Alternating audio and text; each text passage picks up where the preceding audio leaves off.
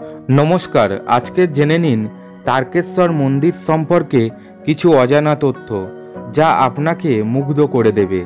তো চলুন ভিডিওটি শুরু করা যাক। তারকেশ্বর মন্দির ভারতের পশ্চিমবঙ্গ রাজ্যের হুগলি জেলায় অবস্থিত। তারকেশ্বর মন্দিরের উত্তর দিকে দুধপুকুর নামে একটি পুকুর আছে। বলা হয়ে থাকে এই পুকুরে ডুব দিয়ে স্নান করলে যাবতীয় মনস্কামনা পূর্ণ হয়। রামকৃষ্ণ পরমহংসের পত্নী তথা বিশিষ্ট হিন্দু ধর্মগুরু সারদা দেবী একাধিকবার এই মন্দিরে পূজা দিতে এসেছিলেন।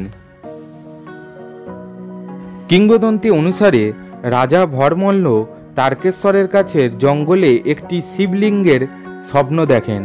এরপর রাজা ভরমল্ল এই স্বয়ম্ভু শিবলিঙ্গটি জঙ্গল থেকে খুঁজে বের করেন এবং রাজা ভরমল্ল 1729 সালে প্রথম তারকেশ্বর মন্দিরটি গড়ে তোলেন। সারা বছর এই মন্দিরে তীর্থযাত্রীরা আসেন। বিশেষত সোমবারে এই মন্দিরে বেশি তীর্থযাত্রীর সমাগম হয়। শ্রাবণ মাস শিবভক্তদের কাছে বিশেষ পবিত্র মাস। এই মাসের সোমবারগুলিতে তারকেশ্বরে প্রচুর তীর্থযাত্রী আসেন। ফাল্গুন মাসের শিবরাত্রি ও চৈত্র মাসের গাজন উৎসবে প্রচুর তীর্থযাত্রী তারকেশ্বরে আসেন। মহাশিবরাত্রি ও চৈত্র সংক্রান্তিতে তারকেশ্বর মন্দিরে বিশেষ উৎসব হয় ও প্রতি সোমবার হয় বিশেষ পূজা।